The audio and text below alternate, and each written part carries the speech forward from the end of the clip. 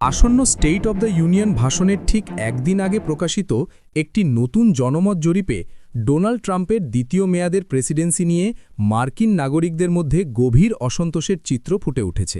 NPR, PBS news এবং ম্যারিস্ট পলের যৌথ গবেষণায় দেখা গেছে, অধিকাংশ প্রাপ্তবয়স্ক আমেরিকান মনে করছেন ট্রাম্প দেশটিকে ভুল পথে পরিচালিত করছেন।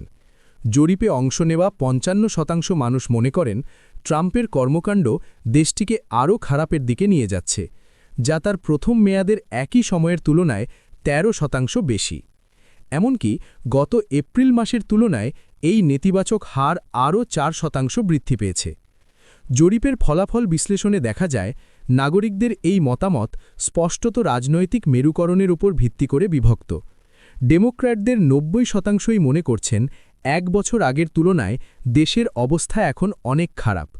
অন্যদিকে রিপাবলিকানদের ৮২% মনে করছেন পরিস্থিতির উন্নতি হয়েছে। তবে উদ্বেগের বিষয় হল, সরকারের গণতান্ত্রিক ব্যবস্থার ওপর মানুষের আস্থা গত এক বছরে উল্লেখযোগ্যভাবে হ্রাস পেয়েছে।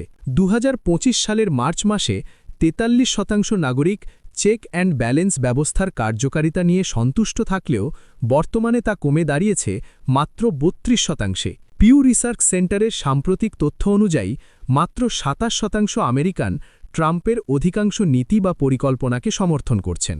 সবচেয়ে বড় চমক দেখা গেছে ট্রাম্পের নিজস্ব দলের সমর্থকদের মধ্যে। রিপাবলিকান বা রিপাবলিকানপন্থী নাগরিকদের মধ্যে তার মানসিক সুস্থতা নিয়ে আস্থায় চিড় ধরেছে।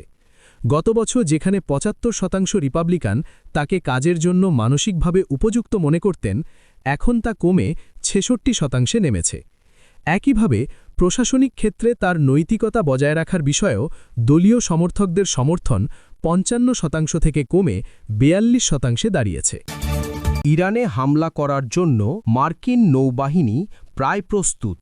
প্রেসিডেন্ট ডোনাল্ড ট্রাম্পের নির্দেশ পেলেই আরব সাগর থেকে ঝাঁকে ঝাঁকে যুদ্ধবিমান ও ক্ষেপণাস্ত্র উড়ে যাবে ইসলামী প্রজাতন্ত্রের ভূমিতে। তবে সম্ভাব্য আক্রমণ যুক্তরাষ্ট্রের জন্য কোনো সাফল্য বয়ে আনবে না, বরং দীর্ঘমেয়াদে দেশটি মহাবিপদের মুখে পড়তে পারে বলে ট্রাম্পকে সতর্ক করেছেন মার্কিন শীর্ষ জেনারেল। মার্কিন সংবাদ মাধ্যমের খবর অনুযায়ী জয়েন্ট চিফস অফ স্টাফের chairman general Dan Caine president ট্রাম্পকে ইরানের বিরুদ্ধে আগ্রাসন চালানোর বহুমুখী বিপদ সম্পর্কে সতর্ক করেছেন।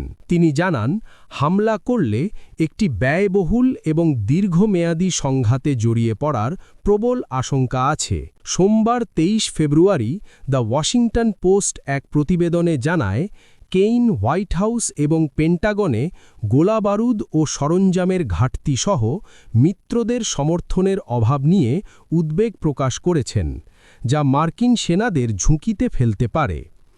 একইভাবে দি ওয়াল স্ট্রিট জার্নাল উল্লেখ করেছে যে পেন্টাগনের কর্মকর্তারা সম্ভাব্য মার্কিন ও মিত্র বাহিনীর ক্ষয়ক্ষতি এবং ইরানের অভ্যন্তরে হামলা চালালে মার্কিন আকাশ প্রতিরক্ষা ব্যবস্থা নিঃশেষ হয়ে যাওয়ার বিষয়ে সতর্ক অবস্থানে আছেন।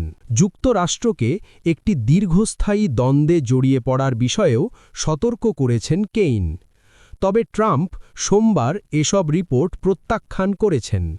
তিনি তার নিজস্ব সামাজিক যোগাযোগ মাধ্যম ট্রুথ সোশ্যালে দাবি করেন যে কেইন আমাদের ইরানের সঙ্গে যুদ্ধে যাওয়ার বিপক্ষে, এমন তথ্য ১০০% ভুল। মার্কিন প্রেসিডেন্ট সংবাদ মাধ্যমগুলোর বিরুদ্ধে উদ্দেশ্যপ্রণোদিতভাবে ভুল লেখার অভিযোগ আনেন। তিনি আবারও ইরান এবং দেশটির জনগণের বিরুদ্ধে হুমকি দিয়ে দাবি করেন যে চলমান পরমাণু আলোচনায় কোনো চুক্তি না হলে তাদের জন্য খুবই খারাপ দিন অপেক্ষা করছে।